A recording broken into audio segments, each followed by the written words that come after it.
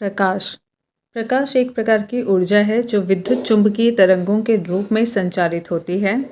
इसका ज्ञान हमें आँखों द्वारा प्राप्त होता है। इसका तरंग दैर्ध्य 3900 एंगस्ट्रॉम से 7800 एंगस्ट्रॉम के बीच होता है। सन 1637 में दकार्ते ने प्रकाश के कणिका मॉडल प्रस्तुत किया था स्नेल के नियम को व्युत्पन्न किया था। सन 1678 में डच भौतिकविद क्रिस्टियान हाइगेंस ने प्रकाश के तरंग सिद्धांत को प्रस्तुत किया। जब टॉमस यंग ने सन 1801 में अपना व्यतिकरण संबंधी प्रसिद्ध प्रयोग किया, तब यह निश्चित रूप से प्रमाणित हो गया कि वास्तव में प्रकाश की प्रकृति तरंगवत है। सन 1850 में फूको द्वारा किए गए प्रयोग द्वारा यह दर्शाया गया कि जल में प्रकाश की चाल वायु में प्रकाश की चाल से कम है। जल में प्रकाश की चाल वायु में प्रकाश की चाल से कम है। इस प्रकार तरंग मॉडल की प्रागुक्ति prediction of the wave model की पुष्टि हो गई। प्रकाश तरंगें निर्वात में कैसे संचरित हो सकती हैं, इसकी व्याख्या जेम क्लार्क मैक्सवेल स्कॉटलैंड द्वारा प्रकाश संबंधी प्रसिद्ध वैद्युत चुंबकीय सिद्धांत प्रस्तुत करने पर हो पाई। मैक्सवेल के अनुसार प्रकाश तरंगें परिवर्तनशील विद्युत तथा चुंबकीय क्षेत्रों से संबंध हैं। परिवर्तनशील विद्युत क्षेत्र समय तथा दिक् स्थान आकाश में परिवर्तनशील चुंबकीय क्षेत्र उत्पन्न करता है तथा परिवर्तनशील चुंबकीय क्षेत्र समय तथा दिक् स्थान में परिवर्तनशील विद्युत क्षेत्र उत्पन्न करता है। परिवर्तनशील विद्युत तथा चुंबकीय क्षेत्र निर्वात में भी विद्युत चुंबकीय तरंगों यानी कि प्रकाश तरंगों का संचरण कर सकते हैं। प्रकाश का विद्युत चुंबकीय तरंग सिद्धांत प्रकाश के केवल कुछ गुणों की व्याख्या कर पाता है, जैसे प्रकाश का परावर्तन, प्रकाश का अपवर्तन, प्रकाश का सीधी रेखा में गमन, प्रकाश का विवर्तन, प्रकाश का व्यतिकरण एवं प्रकाश का ध्रुवण। विद्युत चुंबकीय तरंग अनुप्रस्थ होती है, अतः प्रकाश भी अनुप्रस्थ तरंग है। प्रकाश का ध्रुवण सिद्ध करता है कि प्रकाश तरंगें अनुप्रस्थ होती हैं। प्रकाश के कुछ गुण ऐसे हैं जिनकी व्याख्या तरंग सिद्धांत नहीं कर पाता है, जैसे प्रकाश विद्युत प्रभाव तथा क्रॉम्पटन सिद्धांत। प्रकाश विद्युत प्रभाव एवं क्रॉम्पटन सिद्धांत की व्याख्या आइंस्टीन द्वारा प्रतिपादित प्रकाश के फोटॉन सिद्धांत द्वारा की जाती है। वास्तव में यह दोनों प्रभाव प्रकाश की कर्ण प्रकृति को प्रकट करते हैं। प्रकाश का फोटॉन सिद्धांत इसके अनुसार प्रकाश ऊर्जा के छोटे छोटे बंडलों या पैकेटों के रूप में चलता है, जिन्हें फोटॉन कहते हैं। आज प्रकाश को कुछ घटनाओं में तरंग और कुछ में कर्ण माना जाता है। इसी को प्रकाश की दोहरी प्रकृति कहते हैं। प्रकाश के वेग की गणना सबसे पहले रोमन ने की थी। प्रकाश के वेग की गणना सबसे पहले रोमन ने की थी। वायु व निर्वात में प्रकाश की चाल सबसे अधिक 3 × 10⁸ मीटर पर सेकंड होती है। वायु व निर्वात में प्रकाश की चाल सबसे अधिक होती है 3 × 10⁸ मीटर पर सेकंड। प्रकाश की चाल माध्यम के अपवर्तनांक पर निर्भर करता है। जिस माध्यम का अपवर्तनांक जितना अधिक होता है उसमें प्रकाश की चाल उतनी ही कम होती है।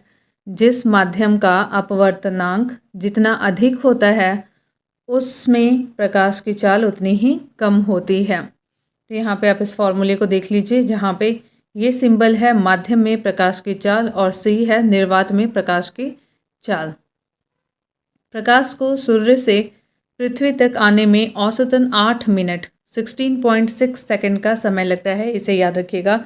प्रकाश को सूर्य से पृथ्वी तक आने में औसतन 8 मिनट 16.6 सेकंड का समय लगता है।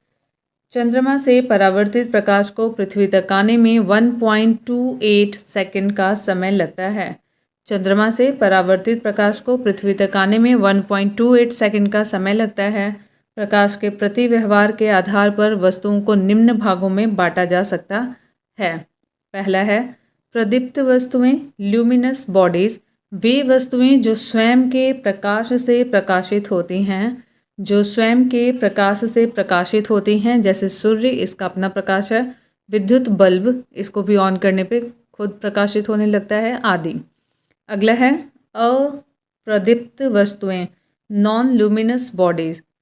वे वस्तुएं जिनका अपना स्वयं का प्रकाश नहीं होता, लेकिन उन पर प्रकाश डालने पर वे दिखाई देने लगती हैं, जैसे मेज, कुर्सी। अगर इन पे आप लाइट डालेंगे तो ये दिखाई देने लगती हैं, लेकिन इनका अपना कोई प्रकाश नहीं होता है।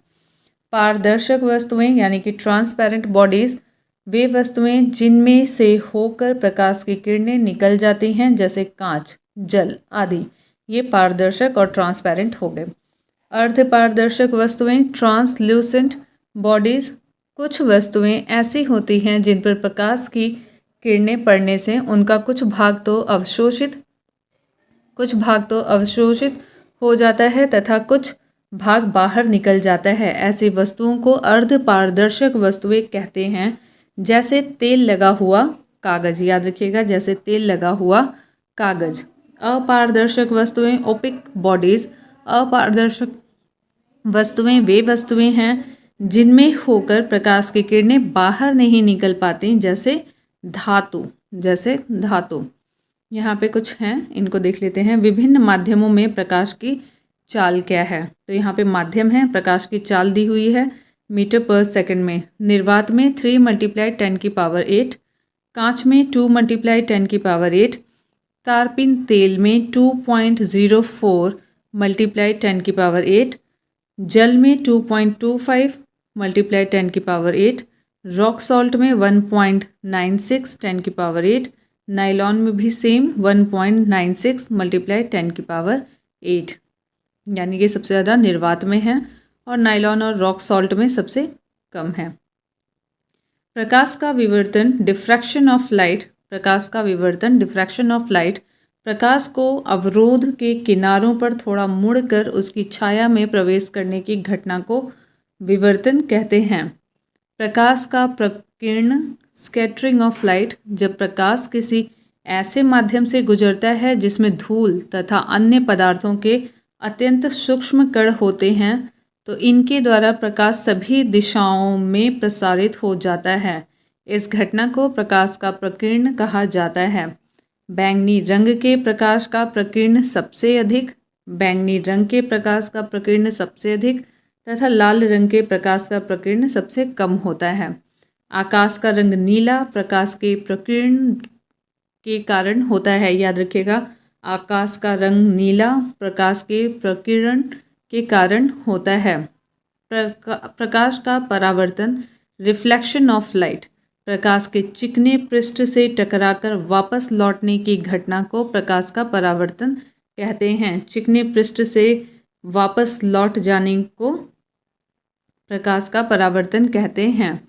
परावर्तन के 2 नियम हैं। पहला, आपतित किरण आपतन बिंदु पर अभिलंब व परावर्तित किरण एक ही तल में होते हैं। आपतन कोण परावर्तन कोण के बराबर होता है। ये दूसरा नियम है। अगला है समतल दर्पण यानी कि प्लेन मिरर से परावर्तन। समतल दर्पण किसी वस्तु का प्रतिबिंब दर्पण के पीछे उतनी दूरी पर बनता है जितनी दूरी पर वस्तु दर्पण के सामने रखी होती है। यह प्रतिबिंब काल्पनिक वस्तु के बराबर एवं पार्श्व उल्टा लेटरल इन्वर्स होता है। यदि कोई व्यक्ति V चाल से दर्पण की ओर चलता है तो उसे दर्पण में अपना प्रतिबिंब 2V चाल से अपनी ओर आता हुआ प्रतीत होगा, दुगनी चाल से अपनी ओर आता हुआ प्रतीत होगा। ये पॉइंट इंपॉर्टेंट है, इसे एक बार फिर से रिवाइज कर लीजिए।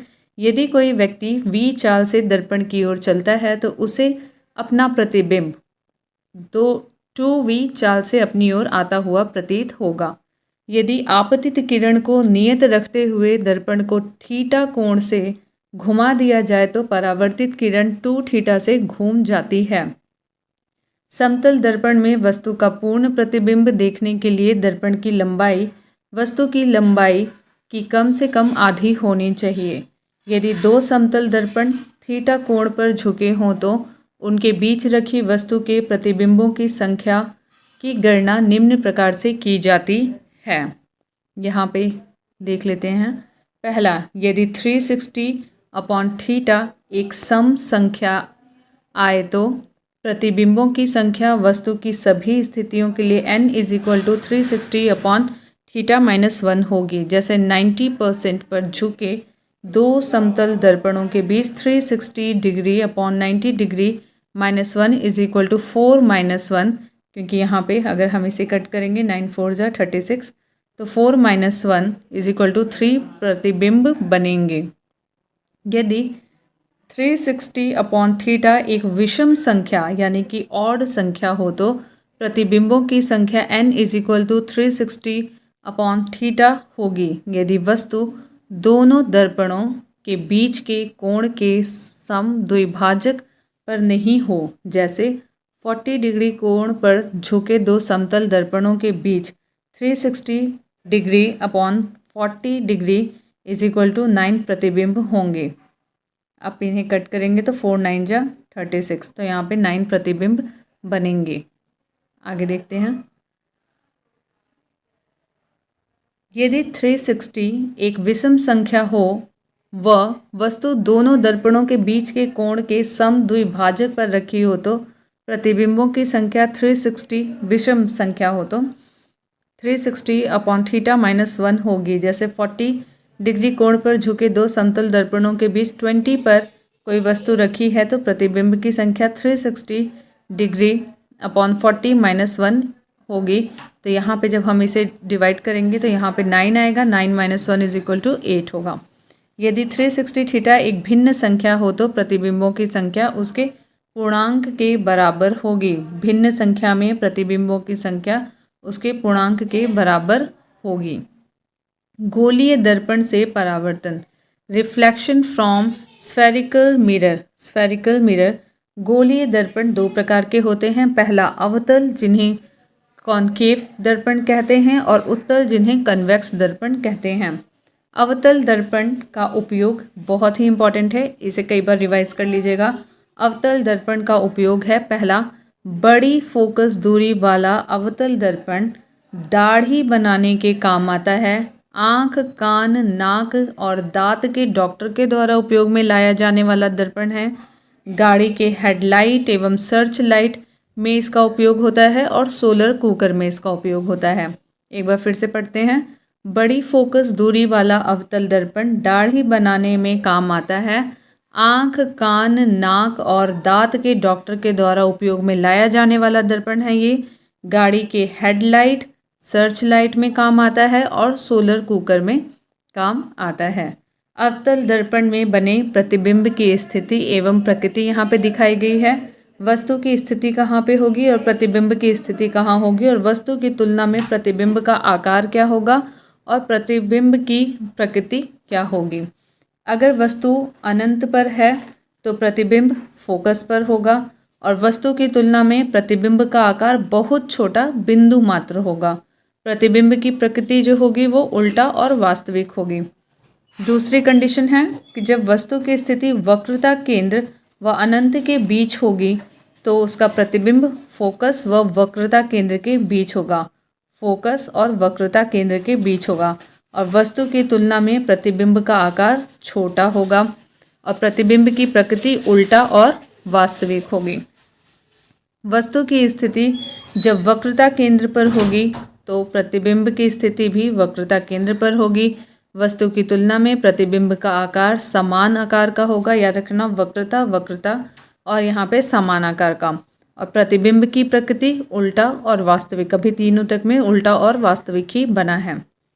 चौथा है फोकस तथा वक्रता केंद्र के बीच में यहाँ पे वस्तु की स्थिति होगी और प्रतिबिंब जो होगा उसका वक्रता केंद्र अब यहाँ से ठीक उल्टा होना शुरू हो जाएगा। एक बार आप इसे देख सकते हैं, इस चार्ट को अगर आप अच्छे से याद करेंगे तो ये एकदम उल्टे फॉर्म में होगा। जैसे आप यहाँ पे भी देख सकते हैं, अनंत पर तो फोकस पर, तो यहाँ पे जब फोकस पर होगा तो ये अनंत पर होगा, ये सबसे छोटा होगा तो ये सबसे बड़ा होगा। वास्तविक और उल्टा तो वास्तविक और उल्टा यहाँ पे भी सब चलेगा। फिर जब यहाँ पे फोकस और वक्रता होगा तो फोकस और वक्रता यहाँ पे है और इसका जस्ट अपोजिट यहाँ पे वक्रता केंद्र और अनंत के बीच हो जाएगा। बाकी ये दोनों कॉमन रहेंगे। एक बार आप इन दोनों को यहाँ लेके आ जाएंगे और एक बार आप इन दोनों को इस तरफ लेके आ जाएंगे और एक बार आप इसको इस तरफ लेके आ जाएंगे। आप अपने तरीके से इसे देख लीजिए, ये जस्ट ऑपोजिट है इसके। फिर यहाँ पे वक्रता केंद्र पर है अगर वस्तु, तो उसका प्रतिबिंब वक्रता केंद्र पर ही है और यहाँ पे समान आकार का होगा उसका प्रतिबिंब, और प्रकृति जो होगी वो उल्टा और वास्तविक होगी। नेक्स्ट है, अगर जो वस्तु की स्थिति है वो फोकस और वक्रता के बीच में है, तो वक्रता उसका जो प्रतिबिंब होगा वो वक्रता केंद्र और अनंत के बीच होगा और उसका प्रतिबिंब बड़ा होगा, उल्टा और वास्तविक होगा प्रकृति में। और यहाँ पे अगर फोकस पर है वस्तु तो प्रतिबिंब अनंत पर होगा उसकी स्थिति, और वो उससे बहुत बड़ा होगा, उल्टा और वास्तविक होगा। अगर वस्तु फोकस तथा ध्रुव के बीच में है तो उसके प्रतिबिंब की जो स्थिति होगी वो दर्पण के पीछे होगी और आकार बड़ा होगा, ये सीधा और आभासी होगा। इसे अच्छे से याद रख लीजिएगा। नेक्स्ट है उत्तल दर्पण से बने प्रतिबिंब, ये भी बहुत इंपॉर्टेंट है। उत्तल दर्पण में प्रत्येक दशा में प्रतिबिंब दर्पण के पीछे उनके ध्रुव और फोकस के बीच वस्तु से छोटा, सीधा एवं आभासी बनता है। उत्तल दर्पण का उपयोग, इसका उपयोग गाड़ी में चालक की सीट के पास पीछे के दृश्य को देखने में किया जाता है, साइड मिरर के रूप में और सोडियम परावर्तक लैंप में। उत्तल दर्पण का उपयोग, इसका उपयोग गाड़ी में चालक की सीट के पास पीछे के दृश्य को देखने में किया जाता है, साइड मिरर के रूप में और सोडियम परावर्तक लैंप में किया जाता है। प्रकाश का अपवर्तन, रिफ्रैक्शन ऑफ लाइट, जब प्रकाश की किरणें एक पारदर्शी माध्यम से दूसरे पारदर्शी माध्यम में प्रवेश करती हैं तो दोनों माध्यमों को अलग करने वाले तल पर अभिलंबवत आपाती होने पर बिना मुड़े सीधे निकल जाती हैं, परंतु तिरछी आपाती होने पर वह अपनी मूल दिशा से विचलित हो जाती हैं। इस घटना को प्रकाश का अपवर्तन कहते हैं। जब प्रकाश की कोई किरण विरल माध्यम रेयर मीडियम से सघन माध्यम डेंसर मीडियम जैसे हवा से पानी में, ये हो गया विरल रेयर और पानी हो गया डेंस में प्रवेश करती हैं, तो वह दोनों माध्यमों के पृष्ठ पर खींचे गए अभिलंब की ओर झुक जाती हैं, तथा जब किरण सघन माध्यम से विरल माध्यम यानी कि पानी से हवा की तरफ प्रवेश करती है तो वह अभिलंब से दूर हट जाती है, लेकिन जो किरण अभिलंब के समानांतर प्रवेश करती है उनके पथ में कोई परिवर्तन नहीं होता है। अपवर्तन के नियम, आपतित किरण, अभिलंब तथा अपवर्तित किरण तीनों एक ही समतल में स्थित होते हैं। आपतित किरण, अभिलंब और अपवर्तित किरण तीनों एक ही समतल में स्थित होते हैं। किन्हीं दो माध्यमों के लिए आपतन कोण की ज्या साइन तथा अपवर्तन कोण के लिए ज्या साइन का अनुपात एक नियतांक होता है, अर्थात साइन आई और साइन गामा, और ये नियतांक को पहले माध्यम के सापेक्ष दूसरे माध्यम का अपवर्तनांक कहते हैं। इस नियम को स्नेल का नियम भी कहते हैं। एक बार आप देख लीजिएगा, और हो सकता है मुझे सिंबल्स के रियल मीनिंग न पता हो तो उसके लिए माफ़ी चाहूँगी। आप प्लीज़ इन फॉर्मूलाज को एक बार देख लीजिएगा। आगे देखते हैं। किसी माध्यम का अपवर्तनांक भिन्न भिन्न रंग के प्रकाश के लिए भिन्न भिन्न होता है। तरंग दैर्ध्य बढ़ने के साथ साथ अपवर्तनांक का मान कम हो जाता है, अतः लाल रंग का अपवर्तनांक सबसे कम, बैंगनी रंग का अपवर्तनांक सबसे अधिक होता है। ताप बढ़ने पर भी सामान्यतः अपवर्तनांक घटता है, लेकिन यह परिवर्तन बहुत ही कम होता है। किसी माध्यम का निरपेक्ष अपवर्तनांक निर्वात में प्रकाश की चाल तथा उस माध्यम में प्रकाश की चाल के अनुपात के बराबर होता है, अर्थात निरपेक्ष अपवर्तनांक इज इक्वल टू निर्वात में प्रकाश की चाल अपॉन माध्यम में प्रकाश की चाल। प्रकाश के अपवर्तन के कारण घटने वाली घटनाएं, ये बहुत ही इंपॉर्टेंट है, इसको देखते हैं। द्रव्य में अंशतः डूबी हुई सीधी छड़ टेढ़ी दिखाई देती है। द्रव्य में किसी भी पानी में अगर आप थोड़ी सी छड़ को डुबो दें तो वो आपको अंदर जो होगा वो टेढ़ी दिखाई देगी। तारे टिमटिमाते हुए दिखाई पड़ते हैं। ये सब पूछता है एग्जाम्पल कि तारे टिमटिमाए हुए किसके वजह से दिखाई देते हैं, तो वहाँ पे कई सारे ऑप्शन होंगे और उसमें एक होगा प्रकाश के अपवर्तन के कारण। तीसरा है सूर्योदय के पहले एवं सूर्यास्त के बाद भी सूर्य दिखाई देता है। पानी से भरे किसी बर्तन की तली में पड़ा हुआ सिक्का ऊपर उठा हुआ दिखाई पड़ता है। जल के अंदर पड़ी हुई मछली वास्तविक गहराई से कुछ ऊपर उठी हुई दिखाई पड़ती है। प्रकाश का पूर्ण आंतरिक परावर्तन, total internal reflection of light. क्रांतिक कोण, क्रिटिकल एंगल। क्रांतिक कोण सघन माध्यम से बना वह आपतन कोण होता है जिसके लिए विरल माध्यम में अपवर्तन कोण का मान 90 डिग्री होता है। आपतन कोण का मान क्रांतिक कोण से थोड़ा सा अधिक कर दें तो प्रकाश विरल माध्यम में बिल्कुल ही नहीं जाता बल्कि संपूर्ण प्रकाश परावर्तित होकर सघन माध्यम में लौट जाता है। इस घटना को प्रकाश का पूर्ण आंतरिक परावर्तन कहते हैं। इसमें प्रकाश का अपवर्तन बिल्कुल नहीं होता, संपूर्ण आपतित प्रकाश परावर्तित हो जाता है। किसी पृष्ठ के जिस भाग से पूर्ण आंतरिक परावर्तन होता है वह चमकने लगता है। प्रकाश के पूर्ण आंतरिक परावर्तन के लिए निम्न 2 शर्तों का पूरा होना अनिवार्य है। प्रकाश की किरण सघन माध्यम से विरल माध्यम में जा रही हो, आपतन कोण क्रांतिक कोण से बड़ा हो।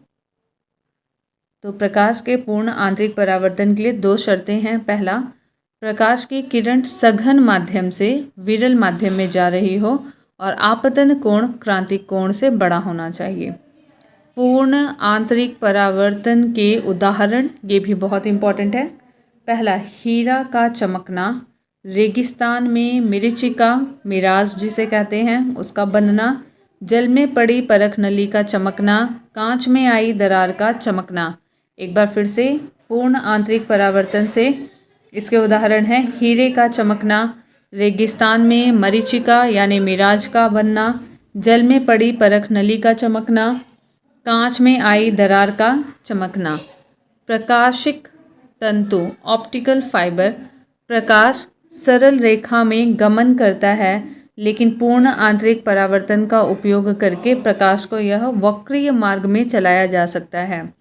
प्रकाशिक तंतु पूर्ण आंतरिक परावर्तन के सिद्धांत पर आधारित एक ऐसी युक्ति है जिसके द्वारा प्रकाश सिग्नल को इसकी तीव्रता में बिना क्षय के एक स्थान से दूसरे स्थान तक स्थानांतरित किया जा सकता है, चाहे मार्ग कितना भी टेढ़ा मेढ़ा हो।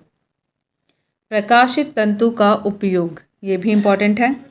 प्रकाश सिग्नलों के दूर संचार में, इसका उपयोग प्रकाश सिग्नलों के दूर संचार में। दूसरा, विद्युत सिग्नल को प्रकाश सिग्नल में बदलकर प्रेषित करने में तथा अभिग्रहण करने में। विद्युत सिग्नल को प्रकाश सिग्नल में बदलकर प्रेषित करने में तथा अभिग्रहण करने में। मनुष्य के शरीर के आंतरिक भागों का परीक्षण करने में। मनुष्य के शरीर के आंतरिक भागों का परीक्षण करने में। शरीर के अंदर लेज़र किरणों को भेजने में। शरीर के अंदर लेज़र किरणों को भेजने में। लेंस द्वारा प्रकाश का अपवर्तन, refraction of light through lenses. सामान्यतः 2 गोलीय पृष्ठों से घिरे हुए किसी अपवर्तक माध्यम को लेंस कहा जाता है। प्राय लेंस 2 प्रकार के होते हैं। पहला, उत्तल लेंस जिसे कॉन्वेक्स लेंस और अवतल लेंस जिसे कनकेव लेंस कहते हैं। अगला है, एक बार आप यहाँ पे देख लीजिए, लेंसों से संबंधित कुछ पारिभाषिक शब्द। तो यहाँ पे है पहला उत्तल लेंस जो कि इस तरीके से दिखाई देगा और अवतल लेंस यानी कि कॉन्केव लेंस इस तरीके से दिखाई देगा। यहाँ पे है सेंटर, फोकस, ऑब्जेक्ट। अब मुझे इसके टर्म्स तो नहीं पता। F2, C2, आप एक बार इसे C1, F2, F1, C2 इस तरीके से दिया हुआ है। तो प्रकाशिक केंद्र है ये जो O है, और F1 मतलब प्रथम फोकस है और F2 द्वितीय फोकस है, मुख्य फोकस, और ये C1, C2 लेंस का मुख्य अक्ष है। आगे देखते हैं, उत्तल लेंस द्वारा वस्तु की विभिन्न स्थितियों के लिए बने प्रतिबिंब।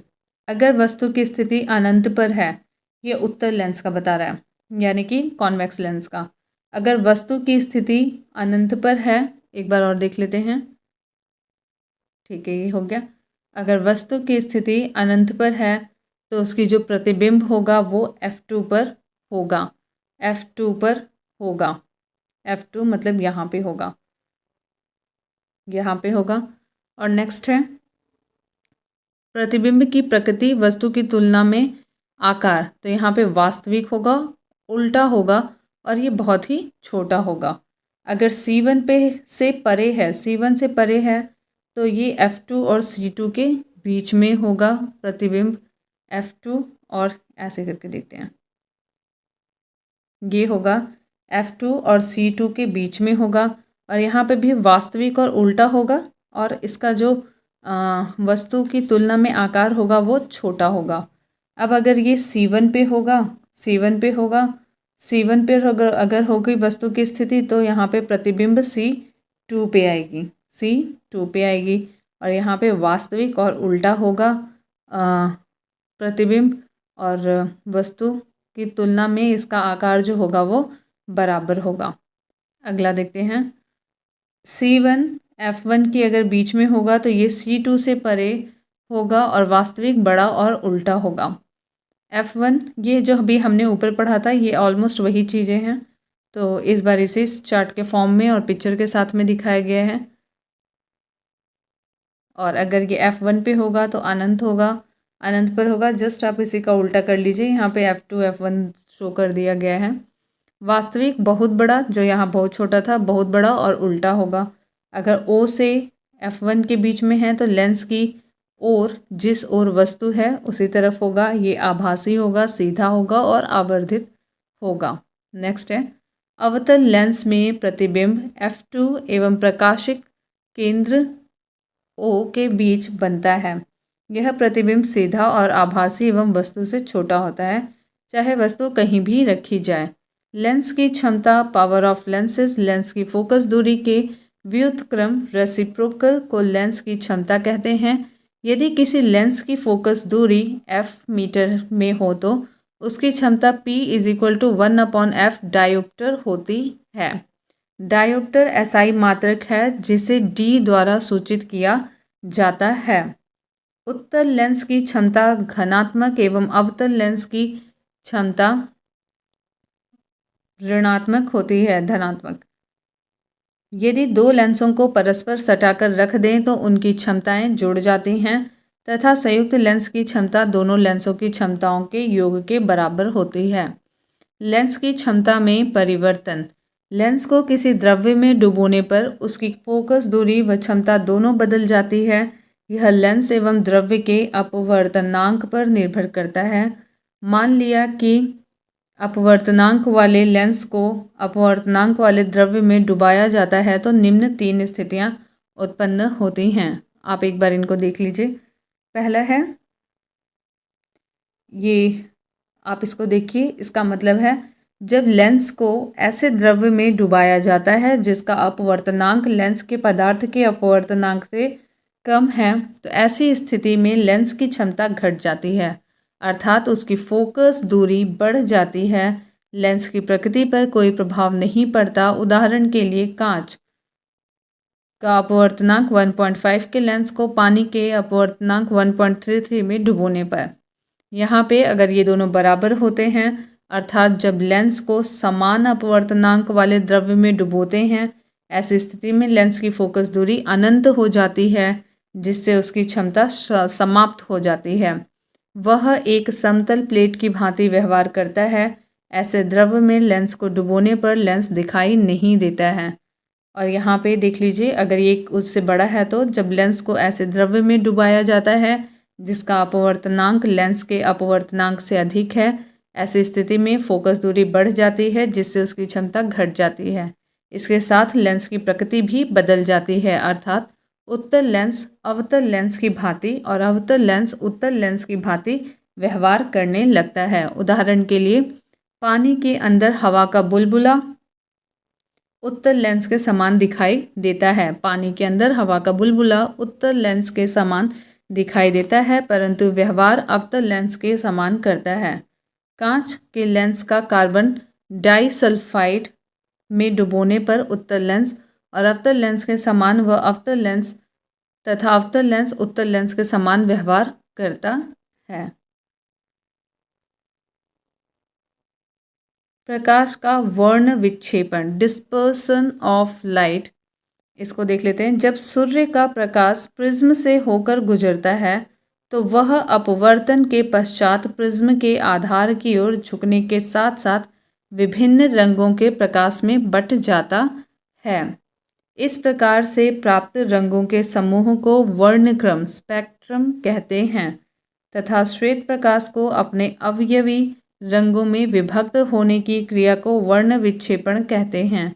प्रकाश के वर्ण विक्षेपण की घटना के कारण कोची ने एक मूलानुपाती सूत्र एम्पिरिकल फॉर्मूला बनाया प्राप्त किया है, जो कोची का समीकरण कोचीज इक्वेशन कहलाता है। फॉर्मूले को एक बार आप देख लीजिए, ये फॉर्मूला है। इस समीकरण से स्पष्ट है कि किसी माध्यम के पदार्थ का अपवर्तनांक आपतित प्रकाश को किरण के तरंगदैर्ध्य रंग पर निर्भर करता है। अर्थात ये फॉर्मूला आप देख लीजिए, प्रकाश के विभिन्न रंगों की तरंगदैर्ध्य भिन्न भिन्न होती है। प्रकाश के लाल रंग की तरंगदैर्ध्य अधिकतम मैक्सिमम और बैंगनी रंग की तरंगदैर्ध्य न्यूनतम मिनिमम होती है। अर्थात ये अतः प्रकाश के लाल रंग का अपवर्तनांक बैंगनी रंग के अपवर्तनांक से कम होता है। अर्थात ये फॉर्मूला देख लीजिए। अतः सूर्य के प्रकाश से प्राप्त रंगों में बैंगनी रंग का विक्षेपण सबसे अधिक व लाल रंग का विक्षेपण सबसे कम होता है। इस प्रकार सूर्य के प्रकाश से प्राप्त रंगों में बैंगनी रंग का विक्षेपण सबसे अधिक व लाल रंग का विक्षेपण सबसे कम होता है। न्यूटन ने 1666 ईस्वी में पाया कि भिन्न भिन्न रंग भिन्न भिन्न कोणों से विक्षेपित होते हैं। वर्ण विक्षेपण किसी पारदर्शी पदार्थ में भिन्न भिन्न रंगों के प्रकाश के भिन्न भिन्न वेग होने के कारण होता है। अतः किसी पदार्थ का अपवर्तनांक भिन्न भिन्न रंगों के प्रकाश के लिए भिन्न भिन्न होता है। पारदर्शी पदार्थ में जैसे जैसे प्रकाश के रंगों का अपवर्तनांक बढ़ता जाता है, वैसे वैसे उस पदार्थ में उसकी चाल कम होती जाती है। जैसे कांच में बैंगनी रंग के प्रकाश का वेग सबसे कम तथा अपवर्तनांक सबसे अधिक होता है तथा लाल रंग का वेग सबसे अधिक एवं अपवर्तनांक सबसे कम होता है। इंद्रधनुष, रेनबो, परावर्तन, पूर्ण आंतरिक परावर्तन तथा अपवर्तन द्वारा वर्ण विक्षेपण का सबसे अच्छा उदाहरण इंद्रधनुष है। इंद्रधनुष दो प्रकार के होते हैं, प्राथमिक इंद्रधनुष प्राइमरी रेनबो, द्वितीय इंद्रधनुष सेकेंडरी रेनबो। प्राथमिक इंद्रधनुष जब वर्षा की बूंदों पर आपतित होने वाली सूर्य की किरणों का 2 बार अपवर्तन व 1 बार परावर्तन होता है तो प्राथमिक इंद्रधनुष का निर्माण होता है। प्राथमिक इंद्रधनुष में लाल रंग बाहर की ओर और बैंगनी रंग अंदर की ओर होता है। इसमें अंदर वाली बैंगनी किरण आँख पर 40 डिग्री 8 तथा बाहर वाली लाल किरण आँख पर 42 डिग्री 1 मिनट का कोण बनाती है। द्वितीयक इंद्रधनुष जब वर्षा की बूंदों पर आपतित होने वाली सूर्य किरणों को 2 बार अपवर्तन व 2 बार परावर्तन होता है तो द्वितीयक इंद्रधनुष का निर्माण होता है। 2 बार अपवर्तन और 2 बार परावर्तन होता है। और यहाँ पे क्या था, प्राथमिक 2 बार अपवर्तन और 1 बार परावर्तन, 2 बार अपवर्तन और 1 बार परावर्तन। तो यहाँ पे 2 1 है और यहाँ पे 2 2, दोनों चीज़ें 2 2 बार हैं। इसमें बाहर की ओर बैंगनी रंग और अंदर की ओर लाल रंग होता है। बाहर वाली बैंगनी किरण आँख पर 54 डिग्री 52 मिनट का कोण बनाती है और अंदर वाली लाल किरण 50 डिग्री 8 का कोण बनाती है। द्वितीयक इंद्रधनुष प्राथमिक इंद्रधनुष की अपेक्षा कुछ धुंधला दिखाई पड़ता है। प्राथमिक और द्वितीयक तथा पूरक रंग, यहाँ पे प्राइमरी सेकेंडरी और कॉम्प्लीमेंट्री कलर्स के बारे में है। लाल हरा नीला, लाल हरा नीला को प्राथमिक रंग कहते हैं।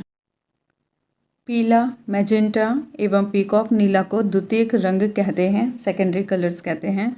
ये दो प्राथमिक रंगों को मिलाने से प्राप्त होते हैं, जैसे लाल और नीला मिलाएंगे तो मैजेंटा, हरा प्लस नीला पीकॉक नीला, लाल प्लस हरा पीला कलर। इसे इस डायग्राम के माध्यम से भी दिखाया गया है, एक बार इसे देख लेते हैं। यहाँ पे रेड नहीं लिखा था तो रेड है, जी फॉर ग्रीन, हरा लिखा है यहाँ पे, और यहाँ पे नीला, तो हरा और लाल मिलाने पर बन जाएगा यहाँ पे पीला, और यहाँ पे लाल और नीला मिलाने पर बन जाएगा मैजेंटा, और उसके बाद हरा और नीला मिलाने पे हो जाएगा पीकॉक नीला, और ये सारे कलर जब मिलेंगे यहाँ पे तो ये हो जाएगा सफ़ेद। आगे देखते हैं। जब दो रंग परस्पर मिलने से श्वेत प्रकाश उत्पन्न करते हैं तो उन्हें पूरक रंग कहते हैं। लाल प्लस पीकॉक नीला सफ़ेद, नीला प्लस पीला सफ़ेद, हरा मैजेंटा सफ़ेद, लाल हरा नीला सफ़ेद। दैनिक जीवन में प्रयोग किए जाने वाले रंगों को मिलाने से इस प्रकार के रंग प्राप्त नहीं होते, क्योंकि प्रयोग में लाए जाने वाले रंगों में अशुद्धियाँ होती हैं। रंगीन टेलीविज़न में प्राथमिक रंग लाल हरा नीला का उपयोग किया जाता है। ये कई बार पूछा गया प्रश्न है। रंगीन टेलीविज़न में प्राथमिक रंग लाल हरा नीला का उपयोग किया जाता है। वस्तुओं के रंग, वस्तु जिस रंग की दिखाई देती है वह वास्तव में उसी रंग को परावर्तित करती है, रिफ्लेक्ट कर देती है, शेष सभी रंगों को अवशोषित कर लेती है। जो वस्तु सभी रंगों को परावर्तित कर देती है वह श्वेत दिखलाई पड़ती है, क्योंकि सभी रंगों का मिश्रित प्रभाव सफ़ेद होता है। जो वस्तु सभी रंगों को अवशोषित कर लेती है और किसी भी रंग को परावर्तित नहीं करती वह काली दिखाई देती है। इसलिए जब लाल गुलाब को हरा शीशा के माध्यम से देखा जाता है तो वह काला दिखलाई पड़ता है, क्योंकि उसे परावर्तित करने के लिए लाल रंग नहीं मिलता और हरे रंग को वह अवशोषित कर लेता है। विभिन्न वस्तुओं पर विभिन्न रंगों की किरणें डालने पर वे किस तरह की दिखती हैं, इसे निम्नलिखित तालिका में देखा जा सकता है। तो यहाँ पे है ये तालिका। वस्तु के नाम दिए हुए हैं, सफ़ेद किरणों में, लाल किरणों में, हरी किरणों में, पीली किरणों में और नीली किरणों में कैसे दिखाई देते हैं। तो यहाँ पे वस्तु है सफ़ेद कागज़, सफ़ेद किरण में सफ़ेद, लाल में लाल, हरी में हरी, पीली में पीली, नीली में नीली। लाल कागज़ सफ़ेद में लाल, लाल में भी लाल, हरी में काला, पीली में काला और नीली में काला। हरा कागज़ सफ़ेद में हरा, लाल में काला, हरी में हरा, पीले में काला, नीले में काला। इसी तरह पीला कागज़ सफ़ेद में पीला, लाल में काला, हरे में काला, पीले में पीला, मतलब एक सफ़ेद में वो अपना रंग दिखाई देगा, पीले में और जिस रंग का है उस किरणों में वो उसी रंग का दिखाई देगा, बाकी सब में काला दिखाई देगा। इसी तरह नीला कागज़ सफ़ेद में नीला दिखेगा और जहाँ पे नीला किरण है वहाँ पे नीला दिखेगा, बाकी सब में वो काला दिखाई देगा। आगे देखते हैं। प्रकाश तरंगों का व्यतिकरण, इंटरफेरेंस ऑफ लाइट। प्रकाश तरंगों के व्यतिकरण का सिद्धांत प्रकाश के तरंग प्रकृति की पुष्टि करता है। थॉमस यंग ने सर्वप्रथम 1802 ईस्वी में प्रकाश के व्यतिकरण को प्रयोगात्मक रूप से दर्शाया, जब समान आवृत्ति व समान आयाम की दो प्रकाश तरंगें जो मूलतः एक ही प्रकाश स्रोत से किसी माध्यम में एक ही दिशा में गमन करती हैं तो उनके अध्यारोपण के फलस्वरूप प्रकाश की तीव्रता में परिवर्तन हो जाता है। इस घटना को प्रकाश का व्यतिकरण कहते हैं। व्यतिकरण दो प्रकार के होते हैं। पहला संपोषी व्यतिकरण, कंस्ट्रक्टिव इंटरफेरेंस, विनाशी व्यतिकरण, डिस्ट्रक्टिव इंटरफेरेंस। संपोषी व्यतिकरण, माध्यम के जिस बिंदु पर दोनों तरंगें समान कला में मिलती हैं वहाँ प्रकाश की परिणामी तीव्रता अधिकतम होती है, इसे संपोषी व्यतिकरण कहते हैं। विनाशी व्यतिकरण, माध्यम के जिस बिंदु पर दोनों तरंगें विपरीत कला में मिलती हैं वहाँ प्रकाश की तीव्रता न्यूनतम या शून्य होती है। इस प्रकार के व्यतिकरण को विनाशी व्यतिकरण कहते हैं। दो स्वतंत्र प्रकाश स्रोतों से निकली प्रकाश तरंगों में व्यतिकरण की घटना नहीं पाई जाती है। प्रकाश तरंगों का ध्रुवण, polarisation of waves of light. ध्रुवण प्रकाश संबंधी ऐसी घटना है जो अनुदैर्ध्य तरंग और अनुप्रस्थ तरंग में अंतर स्पष्ट करती है। अनुदैर्ध्य तरंग में ध्रुवण की घटना नहीं होती, जबकि अनुप्रस्थ तरंग में ध्रुवण की घटना होती है। यदि प्रकाश तरंग के कंपन प्रकाश संचरण की दिशा के लंबवत तल में एक ही दिशा में हो, प्रत्येक दिशा में सममित न हो, तो इस प्रकाश को समतल ध्रुवित प्रकाश कहते हैं। प्रकाश संबंधी यह घटना ध्रुवण कहलाती है। साधारण प्रकाश में विद्युत वेक्टर के कंपन प्रकाश संचरण की दिशा के लंबवत तल में प्रत्येक दिशा में समान रूप से अथवा सममित रूप से होते हैं। ऐसे प्रकाश के अध्रुवित प्रकाश अनपोलराइज्ड लाइट कहते हैं। प्रकाश स्रोतों जैसे विद्युत बल्ब, मोमबत्ती, ट्यूबलाइट आदि से उत्सर्जित प्रकाश अध्रुवित प्रकाश होते हैं। प्रकाश तरंगों का प्रकाशीय प्रभाव केवल विद्युत वेक्टरों, विद्युत क्षेत्र के कारण होता है। मानव नेत्र, ये बहुत ही इंपॉर्टेंट टॉपिक है। स्पष्ट दृष्टि की न्यूनतम दूरी 25 सेंटीमीटर होती है। स्पष्ट दृष्टि की न्यूनतम दूरी 25 सेंटीमीटर होती है। निकट दृष्टि दोष, जिसे मायोपिया भी कहते हैं, ये मोस्टली हम युवा लोगों में होती है। इस रोग से ग्रसित व्यक्ति नज़दीक की वस्तुओं को देख लेता है, परंतु दूर स्थित वस्तु को नहीं देख पाता है। इसका कारण है लेंस की गोलाई बढ़ जाती है, लेंस की फोकस दूरी घट जाती है, लेंस की क्षमता बढ़ जाती है। लेंस की गोलाई बढ़ती है तो क्षमता बढ़ती है, इसकी वजह से फोकस दूरी घट जाती है।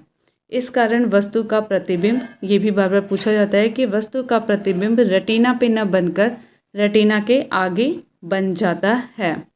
और इस रोग का निवारण है निकट दृष्टि दोष के निवारण के लिए उपयुक्त फोकस दूरी के अवतल लेंस का प्रयोग करते हैं। मायोपिया में कॉनकेव लेंस यानी कि अवतल लेंस का प्रयोग करते हैं। दूर दृष्टि दोष हाइपरमेट्रोपिया, इस रोग से ग्रसित व्यक्ति को दूर की वस्तु दिखाई पड़ती है, निकट की वस्तु दिखलाई नहीं पड़ती। ओल्ड एज लोगों को इसमें दिक्कत होती है।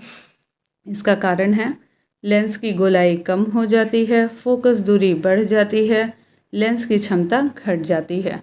इस रोग में निकट की वस्तु का प्रतिबिंब रेटिना के पीछे बनता है। यहाँ पे निवारण है, इस रोग दोष के निवारण के लिए उपयुक्त फोकस दूरी के उत्तल लेंस, वहाँ पे अवतल लेंस था, यहाँ पे उत्तल लेंस का प्रयोग किया जाता है, कॉन्वेक्स लेंस का। जरा दृष्टि दोष प्रेसबायोपिया, वृद्धावस्था के कारण आँखों की सामंजस्य क्षमता घट जाती है या समाप्त हो जाती है, जिसके कारण व्यक्ति न तो दूर की वस्तु और न ही निकट की वस्तु देख पाता है। रोग का निवारण, इस रोग के निवारण के लिए द्विफोकसी लेंस, उभयातल लेंस या बाईफोकल लेंस का उपयोग किया जाता है। दृष्टि वैषम्य या अबिंदुकता, एस्टिग्मेटिज्म, इसमें नेत्र क्षैतिज दिशा में तो ठीक देख पाते हैं, परंतु ऊर्ध्व दिशा में नहीं देख पाते हैं। इसके निवारण हेतु बेलनाकार लेंस, सिलेंड्रिकल लेंस का प्रयोग किया जाता है। रेटिना के शंकु यानी कि कोन्स, कोशिका से रंग का एवं छड़ यानी रॉड्स, कोशिका से प्रकाश की तीव्रता का आभास होता है।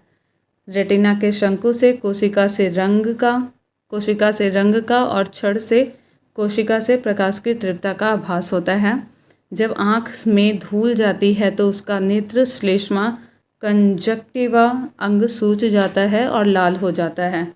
आँख के रंग से मतलब आइरिस के रंग से होता है।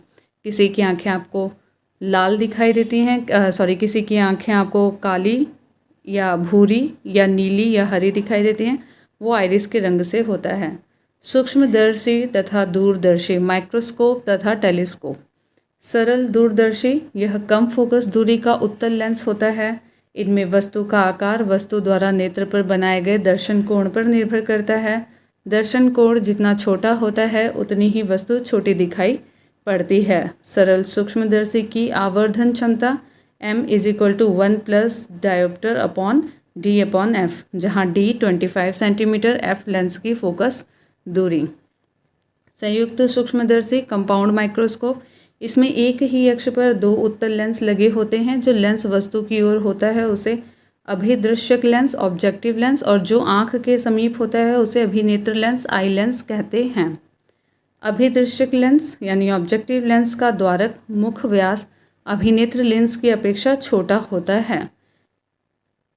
नेत्रिका तथा अभिदृश्यक में जितनी ही कम फोकस दूरी की लेंसों का उपयोग होता है उसकी आवर्धन क्षमता उतनी ही अधिक होती है। दूरदर्शी यानी टेलीस्कोप, इसमें 2 उत्तल लेंस होते हैं। अभिदृश्यक लेंस की फोकस दूरी नेत्रिका लेंस से अधिक होती है। अभिदृश्यक यानी जो ऑब्जेक्ट की तरफ होता है, अभिनेत्रिका यानी कि जो आँख की तरफ, नेत्रिका मतलब जो आँख की तरफ होता है। अभिदृश्यक लेंस अधिक द्वारक का होता है। यहाँ पे इसका मतलब इसका ये लेंस बड़ा होता है जिससे यह दूर से आने वाले प्रकाश की अधिक मात्रा को एकत्रित करता है। ये जस्ट अपोजिट हो गया